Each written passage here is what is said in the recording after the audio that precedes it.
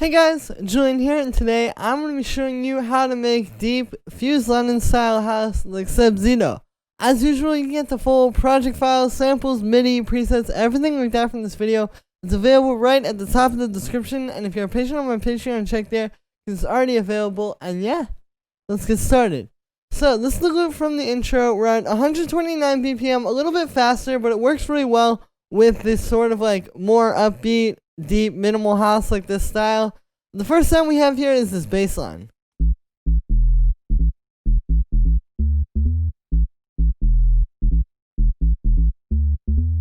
So as you can see here, we're in the key of A minor to be exact, and you can see the bass line plays like a pretty solid melody here. You know, a lot of times in these style of tracks, you might just have a bass line that's just like one or two or three notes, but here you can see it's kind of telling more of a story. You know, it starts up here, and then we get that boom, and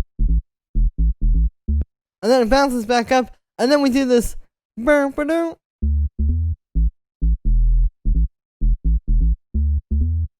So yeah, because this track is very sparse, like as you can hear, it's mostly just focused around the bass line and the vocal. Those are really the only two things that are coming through here and giving just something melodic. So the bass line can be a little bit more busy, and the key here is it's still a very simple bass line, you know? It's still only 4 notes. It's just that it's doing a little bit more, you know, instead of just having, like we have these notes here where it goes ba-doo, ba-doo, like that. You know, usually you would just have those. Instead, like with this, we're gonna have like a long held out note on that low E, and then like having this sort of call and response thing where we do these two here, and then it goes up to the.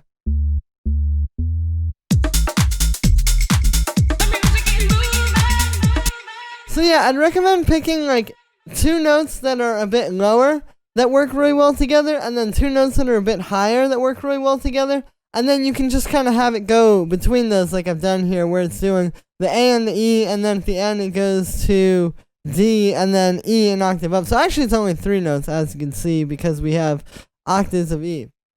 Now for the sound with this one, this is made with Operator. It's a really simple bass sound. You know, the thing is here is that you really just want to get like a simple and really fat bass sound. So the way that I've made this is using actually a technique I haven't shown much on here before, where basically you just take a square wave, like just a really big fat waveform like that. As you can hear, it's almost like a UK garage like style of bass sound without that filter. And then I'm just doing a little bit of FM with the sine wave here inside of Operator. And then what's happening is we have a low pass. And then as you can hear, that filters it down, so you're still getting this really fat sound. You know, all that fatness is still present that you were hearing in the low end, but now, you know, it's not going to have that, like, sharpness. So, yeah, we're just kind of cutting out some of that high end. And then you can see I also have a bit of an envelope, and that's actually making a big difference. It helps because it makes the bass line a little bit more plucky and a little bit more percussive, you know? Like if I turn off that envelope, it's kind of just sitting in one place. It feels more like a sub bass or something like that, but then you turn on the envelope, and now you get more of that like boop at the start of the sound. And that makes a big difference, especially when it's like between the kick and the bass. You know, it makes it a bit more plucky, and it makes it fit a lot more into the track that way. Then we just have a bit of drum bus, giving it a bit more strength, a bit more fatness. You know, you really need to do something like this. Like, you can't just have the bass coming out of the synth just dry, because it's not really going to be as big and as full as it could be. So this makes a big difference for that. And then we just have this EQ8 here, cutting at 100 hertz, boosting the lows a little bit. And then we have the kick.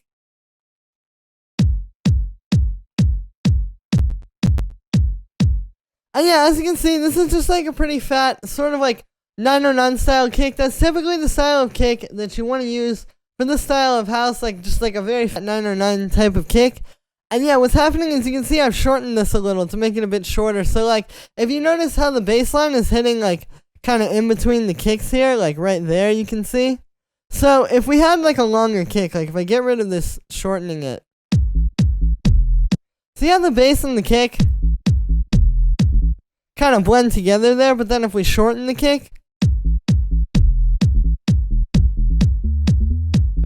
we get that like fatness of the bass coming through a lot more clearly, and the punch of the kick comes through a lot more clearly. So this is really just a thing of making it fit into the mix. You know, you always want to not just do stuff to make your kick sound good, but to make your kick sound good in context with the bass. So it's important to kind of like listen to the kick and bass together while you're working on them, because you'll hear stuff like that, like maybe shortening your kick will make the bass come through better, and also is making the kick a lot more punchy.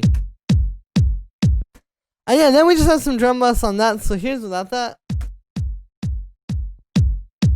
And with it, this kind of goes back to with the bass. It's like, you can't just have it be dry, you know, you need to do something to give it some character and to give it some color, and that's what this is doing. And yeah, and then I have the kick and the bass just going through a bit of saturation together. Here's without that. And with it. So you can hear what this is doing is essentially, to simplify it, is adding harmonics into the sound. So a lot of times, you know, I say like this is gluing the kick and bass together, and what that really means is if we look at the spectrum here. So see how this is without the saturator. See how when I turn the saturator on, you start getting more of those like points around here. Again, without the saturator. And then with it. So, like I said, what you're seeing there and what you're hearing is it's gluing the kick and bass together, and the reason why it's doing that is, again, because we're adding in harmonics in between these two. Because what's happening is these are two very different sounds. They're in a similar range, but they're very different sounds. You know, the bass is kind of happening in its own frequency range. The kick is happening in its own frequency range. And when you put a saturator on, what saturator is doing, what saturation in general does, and all distortion is doing, is it's just adding harmonics onto your sound. And then the more harmonics you have, essentially, the more distorted or more saturated it sounds. So what we're doing here is we're adding the same harmonics onto each sound, and we're getting a bit of overlap harmonically, as well as it's just kind of filling in the space there. You know, now the kick has a bit more on top of it, the bass has a bit more on top of it, and it's going to make them more glued together. So that's essentially what you're hearing when you hear these get more, quote-unquote, like, glued by going through a saturator. Then we have this vocal.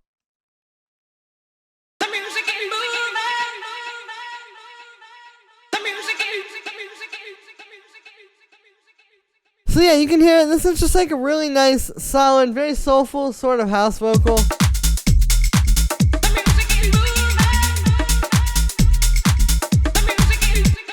And one thing you'll notice with this is it's very much about where it's fitting into the groove. Because if you look at this, like, you know, obviously everything else we just drop in the kick right on the one. You know, all this stuff's happening right on the one. But then the vocal actually doesn't come in until the end of the one. So it's like, da-da-da-da-da-da. Like, I'll play it with the metronome so you can really hear that. And yeah, it's important because if we just move it back to the one, like just drop it in there, like without really a lot of care and as to how it's fitting into the rhythm, you can hear it feels a bit weird. Like it needs to hit right on that, like the music is moving. So yeah, because, you know, the style is very sparse, again, like, the vocal is kind of like the lead here, and it's sitting in that place. You're not really, like, you need to do everything you can to make sure that that's interesting, and that that is doing something cool with the groove. And so, yeah, just, like, having a vocal that fits in an interesting way, rhythmically, is gonna make a big difference. And it's all about just, like, knowing how that's gonna work, you know? Like, the way I always do it is I count it out in my head. Like, I listen to the vocal, and I kind of imagine it in the beat how I would want it to be. So, like, in this case, I'm thinking, like, the music is moving, like that. So then once I hear that, all I have to do is just kind of count out where that is, and then that's how you drop it in at the right place. Because, yeah, you don't want to just, like, drop it in on the one every single time and just forget about it.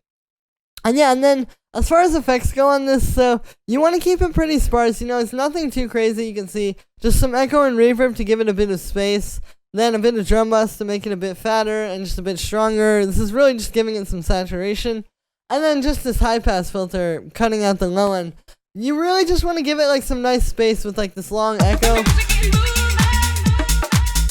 You know, that moving, kind of ringing out like that. Feels very housey, very like classic Chicago house, which is what a lot of these guys are very influenced by. And then the reverb, you know, just gives it that extra little sort of push there. Then we have these hi-hats.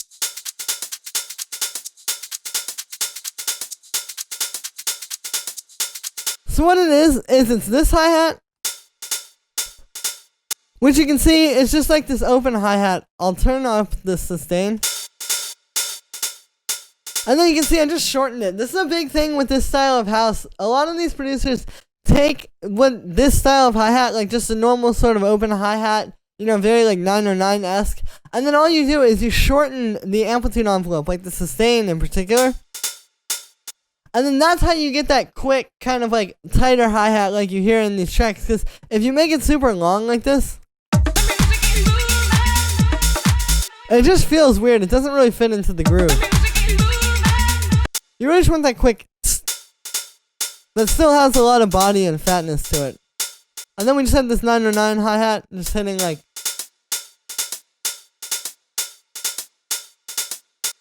you know, super repetitive like that, just always on the exact same count. Then we have the shaker loop, which is giving us that live shaker feel. And then we have this program shaker underneath.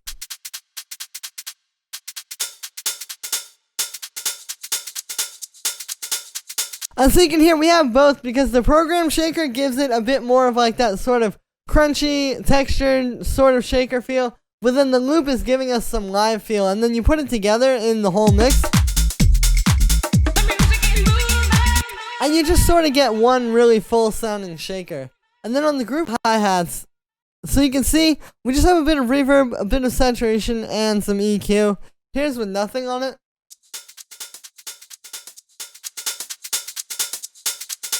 And then with the effects. So the first thing is the reverb, just giving everything a little bit of space, you know. It kind of helps to put everything in the same space and make it feel like it's all together. And then the saturator is just fattening everything up together. You know, really making the hi-hats as powerful as possible, because again, when you have a really simple track like this, you need each element to really stand on its own. So we're trying to make the hi-hats as big as we possibly can. You see I've got like 9 dB of saturation on that. And then the EQ, which just cuts out the low end so that there's not going to be, you know, a bunch of messy lows in the way of the kick and bass. And then it's boosting the highs a little bit just to bring that out. And yeah, then we have the percussion, which starts with this clap. And yeah, the main thing here that I noticed when I was like referencing this and really trying to find the right clap is you just need like a really fat clap that also has that good high end to it. Because a lot of claps have a lot of mid-range to it, and like, you know, it does really punch, and that works in some tracks. But with this style of track, you really need that like, it needs to just be this like bright, powerful clap like this that's gonna cut through the mix. So that really just comes down to the sample. Then we have this drum rack, which you can hear just has like a bit of percussion, just kind of like.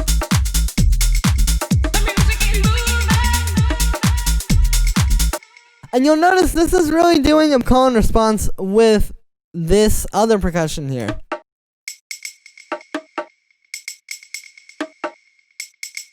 So we have these two different layers sort of talking to each other. And for this second percussion here, it's just this higher percussion, and then I've got it going through a bit of delay. And this is a good example of like, you know, again, when you have a more simple track like this, you know, you can have the different elements talking to each other, and that's just going to make the track interesting. Even with less elements, you're going to be saying more. Then on the group of percussion, we just have some drum bus and a high pass. So here's without those.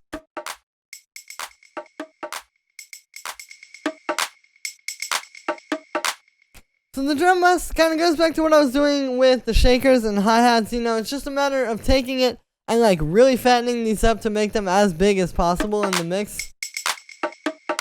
And also just as powerful as possible, you know, like this brings out that high end in the clap, it brings out the punchiness in the drum rack percussion, like just everything that we want to enhance or really bring out.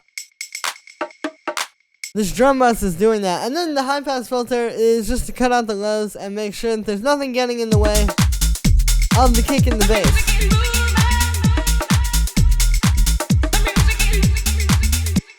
And yeah, so that is it for this one, guys. I hope you enjoyed. As always, make sure to like this video as well as subscribe. And let me know what you think of this video in the comments. Like I said in the beginning, you can get this full project file, samples, MIDI, presets, everything like that from this video is available right at the top of the description. If you just want to play with like the kick and bass line, or maybe you just want that really sweet vocal, all of that stuff is at the top of the description. And this is a really great way to support me as well, guys. I don't make a whole lot off of just the YouTube videos, but with these sample packs and different things like this, I'm able to keep going and bringing you guys more new content and showing you guys new tricks about how to make the style of music every single day. And yeah, thank you so much, everybody, and I will see you tomorrow with another video.